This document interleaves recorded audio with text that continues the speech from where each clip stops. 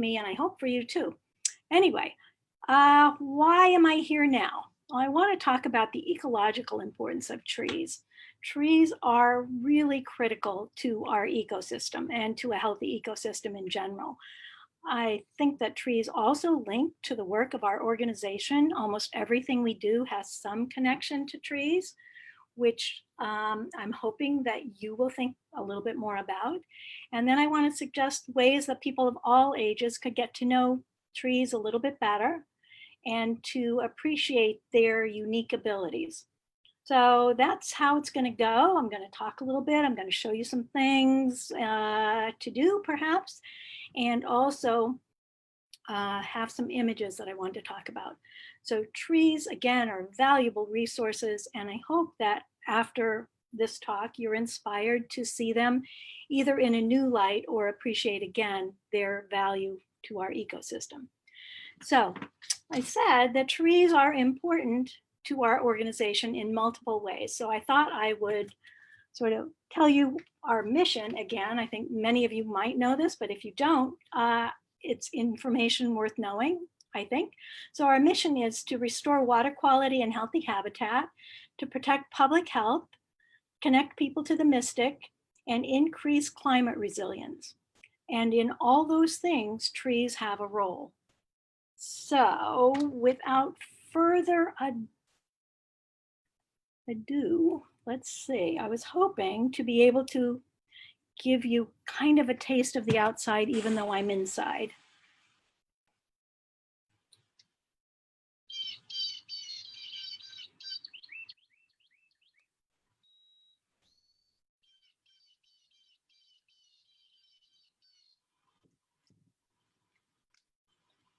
So as I said, trees have become kind of a personal or a renewed personal thing for me. I grew up as a child. Well, as a child, I lived in the western part of the United States in the high desert, where trees were prized because they were so rare. In the towns and cities, we had lots of trees in the mountains, but not so many where people lived, and they were cared for greatly because they were unusual. The land left to itself in that area would be sagebrush and other really brushy organisms that didn't need a lot of water. So when I moved to New England, it was like a whole new world to me, totally. I loved the green of the woodlands. It just was a habitat type I couldn't even imagine. The moss and the ferns and so much water around, but really most importantly was the trees everywhere. The New England woodlands really does speak to my soul. And even though I go back to visit the Mountain West, it's a place I grew up, as I said, and loved, it is not the same as the New England woods for me. So trees really have been speaking to me. I've been in my neighborhood hearing wind in the trees and watching the leaves and the flowers come out. It's been really a nice remembrance of my sort of deep visceral love for trees. So I have a favorite tree in my neighborhood. I walk by it all the time. I take a look, and I bet that you have a favorite tree too. So as I'm going through these next few images, picture your favorite tree. And I have a picture of my own, so I'll share that when we get to it. All right, so here we go. I hope. All right, so again, trees are of tremendous ecological importance, and they're important to clean water, which is one of our big issues as the Watershed Association. That's great. This is a picture of Mystic Lake. It's surrounded by trees, except where there are houses that have lawns on them. And so I'll back up a minute. I talked about the Mountain West and what their natural habitat type would be like. In New England, if people did nothing, the land would be forest, would be woodlands. Lawns, parks that have a lot of grass, that's not a native habitat type here. The land really wants to be forest. So if you think about people, we seem to like grass. Grasslands appeal to us in some ways. Forest appeals to me, but people want grass in their yards and in their parks and in their communities. And you probably know, if you were trying to grow grass in your own yard or your own community, that the grass takes a lot of care, that it requires a lot of fertilizer, it requires a lot of water, it requires pesticides sometimes, it requires care in the way that trees don't. If we walked away from those lawns, it would be forest. Take a while, but it would be forest. So that's something to think about. The forest doesn't need fertilizer. The leaves fall down, they decompose, they feed the new trees. There's an ecosystem at work. Our lawns are really not the same thing. Our lawns require our intervention, and in fact, in many ways, don't help with clean water at all, since the fertilizers and pesticides that we use on our lawns run off with rainwater and end up in our waterways. So that part's not good. Anyway, back to trees. Trees protect water from pollutants in several ways. If you have a green space, trees and other plants, as the rain falls, it's absorbed down into the soil. You don't get as much runoff from paved surfaces. The trees help to pull, their roots are so deep, they help to pull water down into the soil. And so there's less runoff in general. Any reservoir, any drinking water source that people have is typically surrounded by greenery, trees, plants that help to pull pollutants out of the soil and help to get the water down in. So the other service that trees provide for managing water, stormwater in particular, is when the leaves are out on the deciduous trees, the leaves catch water and sort of distribute it. So in a downpour, the trees serve to reduce the amount of rainfall that immediately hits the ground. And so there's a better chance that some will seep in. So trees are beautiful to me in the winter and the fall. They're living, changing things in this area, and that is renewing in many ways for me and for other people. Trees really are the calendar of life. Deciduous trees really do show you sort of the scope of the year and the seasons. So I said trees are important in so many things. So this graphic I really like because it puts it all right out there. So trees help to clean the air. Trees help to cool our cities and also our suburbs and open spaces. They reduce rates of stress and also health issues related to water quality, air quality, I'm sorry. They protect biodiversity because they provide so much habitat for so many organisms. I think it's easy not to think of trees as habitat, but they definitely are. This one says reducing obesity levels. It is true that people are out more in places where there's parkland and trees. They help to manage stormwater, which I talked about a little bit just now. They increase property values in neighborhoods. The properties or neighborhoods with trees are generally higher property values. So that's great. And also reducing stress. So just the view of a tree really impacts people's moods and beings. So for me, I don't live near the water.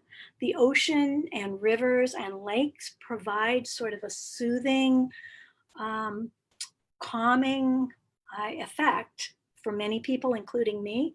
But for me, wind in the trees or a breeze through the trees is just equally as calming. And as I said, the past few weeks, it's been a wonderful remembrance of these awesome organisms. All right. So there's an organization called Nature and Children's Network that maybe you know of, and if you don't, or Children and Nature Network, I'm sorry. If you don't, you should know about it. They have on their website, first of all, these graphics, but also a huge resource of the value of nature, open space, and related issues to people. So these posters highlight the benefit of nature, and trees are a big part of that nature that they're speaking of to people. That they have studies, many studies on their website listed that say that having outdoor green spaces with trees enhances learning, helps kids to feel, understand, see relationship skills, self-awareness, um, encourages more cooperative play than on paved surfaces or paved playgrounds, and more options for more activity.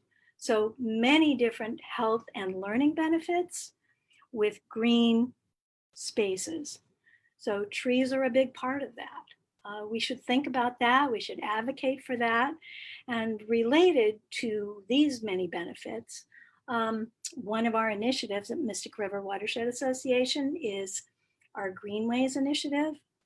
And many of you probably know along the river, there are some beautiful parks. Parkland along the river is growing, and our hope is to have parkland along the whole distance of the Mystic River at some point in the near future.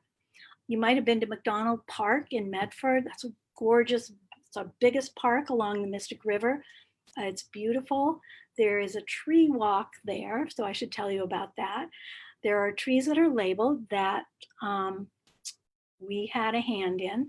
On our website, there is a tree map, and maybe Erica, when she has a chance, could put up that link because I forgot to mention that. Take a tree walk and ID the trees. It's a beautiful place to be. But again, trees link to public open spaces that have really awesome benefits for people in a variety of ways, and also tremendous benefit for the environment. Clean air, clean water, and also climate resiliency. So that's another initiative that Mystic River Watershed Association has.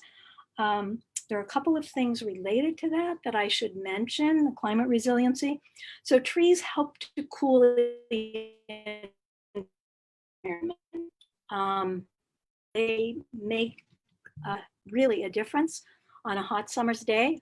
Pavement absorbs the heat. Any place that's highly paved is going to be much hotter than other locations that have some green canopy, tree canopy overhead. So that's a very important service that trees provide and that we're starting to pay more attention to. So my colleague Julie works on our climate initiative, and she was telling me about a tree inventory they're going to be doing in Lexington. So the town of Lexington, in conjunction with the Mystic River Climate Collaborative, are going to be doing a survey of all the trees in Lexington. So they're tagging them. Boston has done a survey like that. Cambridge has also done a survey like that. Municipalities are paying attention to their trees. Medford, I know, has had a tree planting initiative that we have been a part of, but I think there is also a group involved in Medford. I think my colleague Erica is involved with that, and I forgot to ask you about that, Erica. So if there's a way to put a link to that group that you're connected with, that would be really nice. So sort of backtracking, municipalities are finding that it's important to pay attention to their trees. The trees are truly valuable, and they're noticing that there's value to trees in communities, and they're paying attention. So that's one thing about trees. Another thing about trees and climate resiliency related to the watershed is in Woburn, as part of a grant that's based at Horn Pond. In terms of the river herring migration, fish ladders going in, there are some other improvements along that waterway that links the Abidjona to the Horn Pond. But at the senior center, there will be trees planted as part of that whole initiative in Woburn. And the goal is to reduce the heat island effect at the senior center in Woburn. So throughout the watershed, and really throughout all of New England, there's being a lot of attention paid to trees because they're so important. Another climate-related initiative that's happening this summer is called the Wicked Hot Mystic initiative, and there are citizen science volunteers. I think they're already identified, but if you have an interest in being this person, maybe put that in the chat and we'll see. I believe they're all identified, but I'm not sure. So people will be going throughout the lower watershed, Chelsea in particular, Everett, and further down, documenting, in other words, taking the temperature on hot days. How hot is the lower Mystic? So that's an initiative we're working on, and trees, as we know, help to cool the environment. Okay, I think I said everything I'm supposed to say. So let's see. So right now, you probably know trees are in bloom or have been in bloom locally. Oh my gosh, I had a horrible sinus headache yesterday from all the pollen blowing around. I'm particularly allergic to pine pollen, and the pines are just coming out. But pollen is important to trees.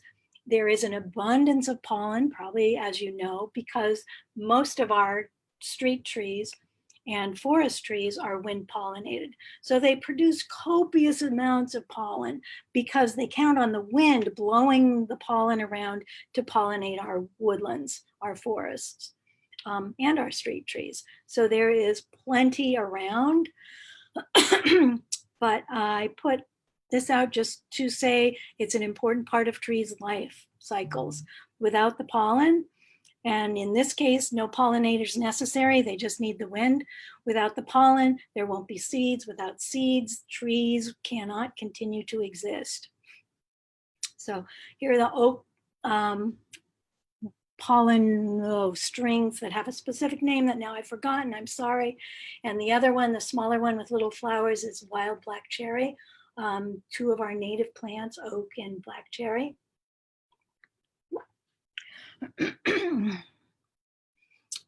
Here we have American basswood, which is also a street tree. It's going to be in flower soon in my area. It might already be flowering elsewhere. It's a very common street tree, and it has a beautiful fragrance. So I can the air just smells so beautiful. And the other leaf here is birch. All right, so again, from seedling to giant tree, it's all important. I'm noticing in my neighborhood and maybe in other people's neighborhoods, a lot of mature trees are being cut down.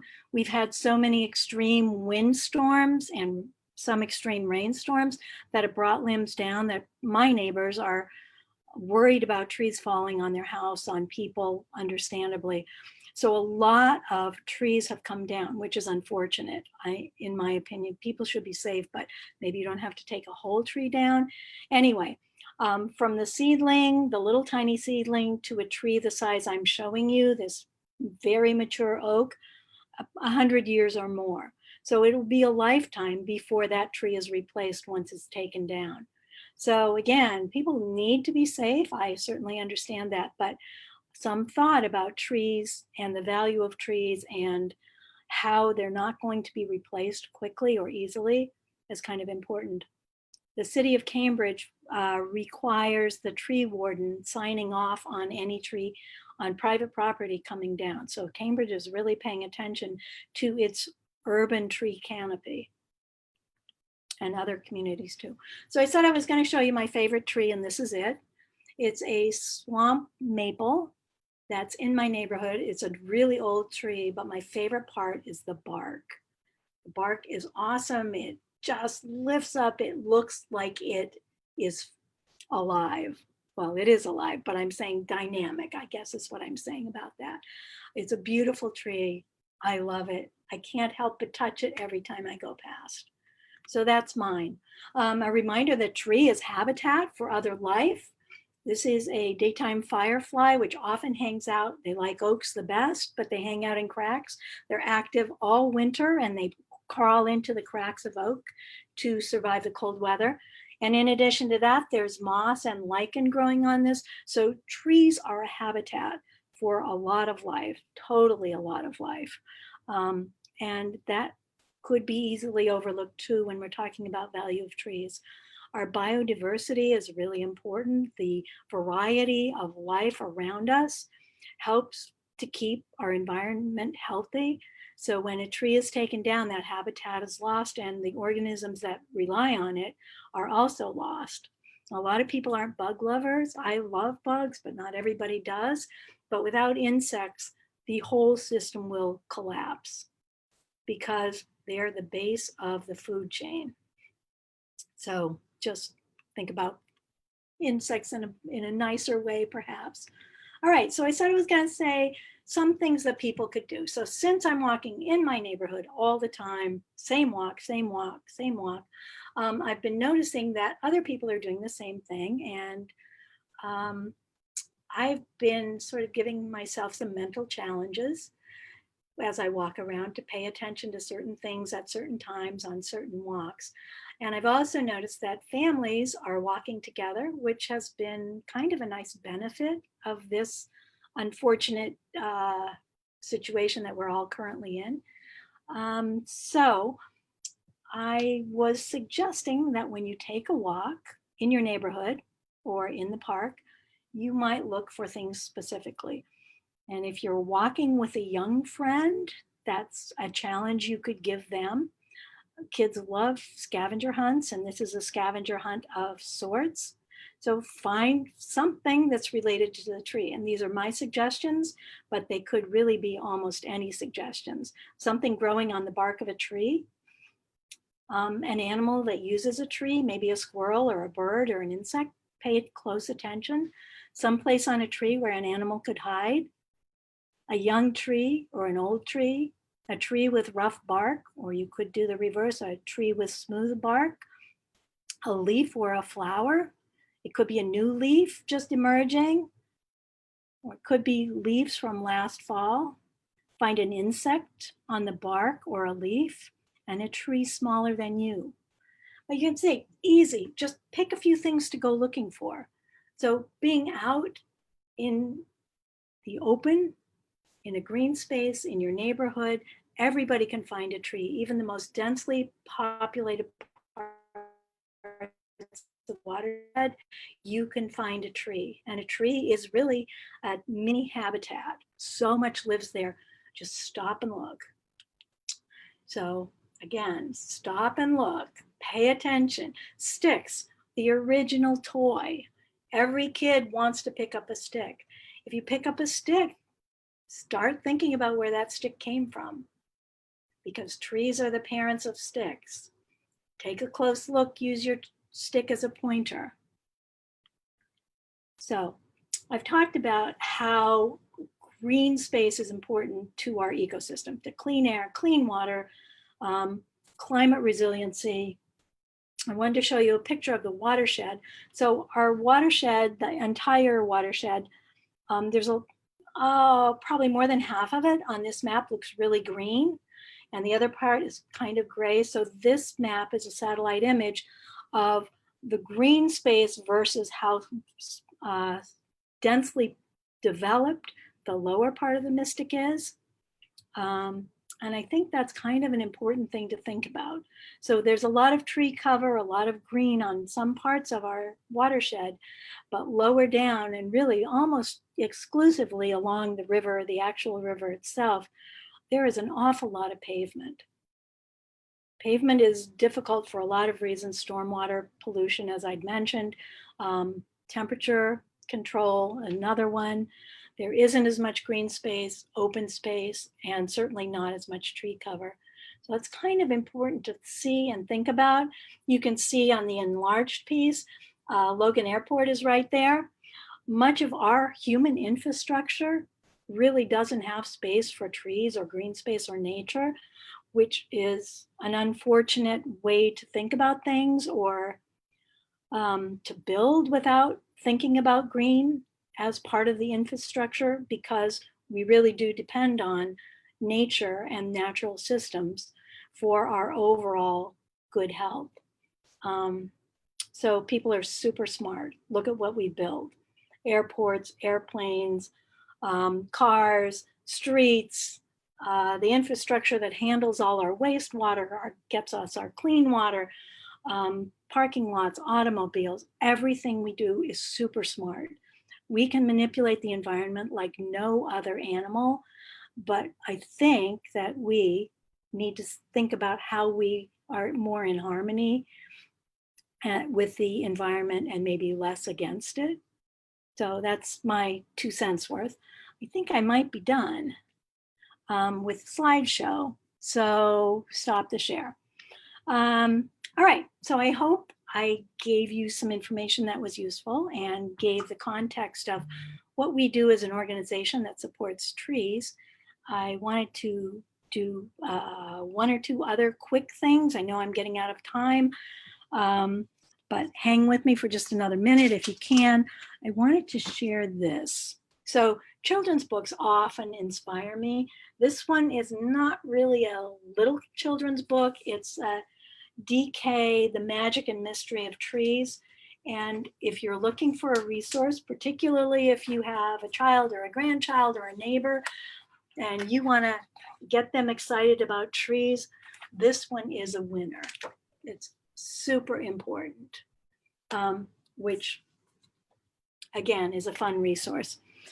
If you're out and about and looking for something to do with leaves, a quick kind of old school activity is do a rubbing. So easy to do. Make a journal with the rubbings. This one is an oak leaf, which you can probably see. Easy to do. Bark rubbings are equally fun. I'm using a crayon, but you could use a colored pencil or whatever you happen to have.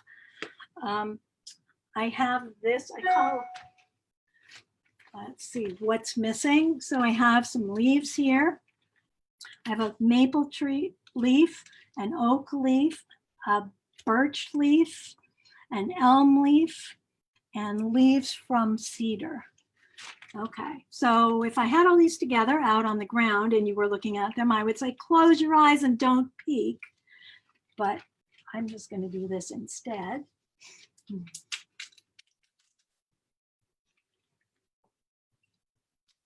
What's missing?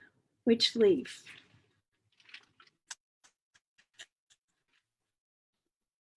Maple leaf, I have an oak leaf, I have an elm leaf, and I have cedar. The missing leaf is a birch. So it's a great way to play a game, especially I have several friends who Zoom with their grandchildren every day. And this is an easy game to play with somebody on Zoom or somebody in real life. Get a partner and gather up some natural material. It could be tree things. That's what we're talking about today. But it could be any natural materials. Lay them out. Close your eyes. Don't peek what's missing. It's really a fun game and engaging. And you're connected to the natural world and in this case, trees. So I guess I had better stop there because I've gone way beyond and there might be questions. So what do you think, Erica? Yeah, I think it's a great time for Q&A. Fantastic information. If anyone has questions on work that Myra's doing or on trees' benefit to the ecosystem, anything tree related, feel free to type them in. I know Ken had one question about trees in Mcdonald Park and if the Mystic River Watershed Association could support tree planting in that space. And so I typed an answer in there, but I'll quickly just say that we do hope to have more trees in Mcdonald Park and are advocating within DCR to get those trees planted. I know there is a Mystic River master plan DCR presented several years ago, and part of that is more trees and general improvements to Mcdonald Park. So we're hoping that that does come to fruition. And they did actually plant maybe 5 new trees of a decent size last year for Earth Day, and in addition allowed us to plant many much smaller seedlings The much smaller seedlings, unfortunately, didn't survive, but the 5 of the larger trees that they put in are doing well. If you just walk the sidewalks in Mcdonald Park, you should be able to see these newer ones that I'm talking about. That's great. Well, so here's a thought. Schoolyards in general are in need of greening, particularly in the more urban parts of the watershed. So if you have kids in the schools or grandkids in the schools, or your neighbors' kids are in the schools, if there was a way to get organized to find ways to have more trees and more green space all the way around, that would be an awesome thing to do. Our colleague Julie suggested to me that maybe an initiative we could have with schools would be for every first grader to plant a tree, which is an amazing thought. To have every first grader within our watershed plant a tree would be a really awesome thing. I think logistically that becomes difficult, but if every schoolyard were able to plant a tree with first graders every year, that would be amazing. But trees do require care and they need some appreciation so that people will be stewards of their trees and see the value. Definitely. All right, well, I guess I've gone on and on, so I should probably stop since I've overstayed my welcome. This has been great. And I did put some of the resources Marion was talking about in the chat box. So there are some children's books, titles. There's the website for Trees Medford, website for Speak for the Trees Boston, which is a wonderful advocacy organization working to get more trees in the area. There's also the Cambridge Forestry Program. They're very active and doing good work related to tree canopy. And let's see, anything. Oh, and our website for the tree walk in Mcdonald Park is in there as well. Great. Thanks for the assist. I appreciate it. And I guess I'm going to be back next Wednesday talking about neighborhood nature. Something like that. Anyway, exactly. I'll be back again. If you haven't had enough, come back. I can talk at you some more and hopefully share some interesting information. All right, well, I'm out of here. Thank you. Right. We had one last question. Oh, you did? Okay. Will be posted on the website. So we can do that. I can put the list of resources on mysticriver.org/trees. So I can do that this afternoon so you can explore some of those additional links. Awesome. Thank you. All right. And I can post the slides too. Yep. All right. Terrific. All right. Take care, everyone. Bye-bye. Bye.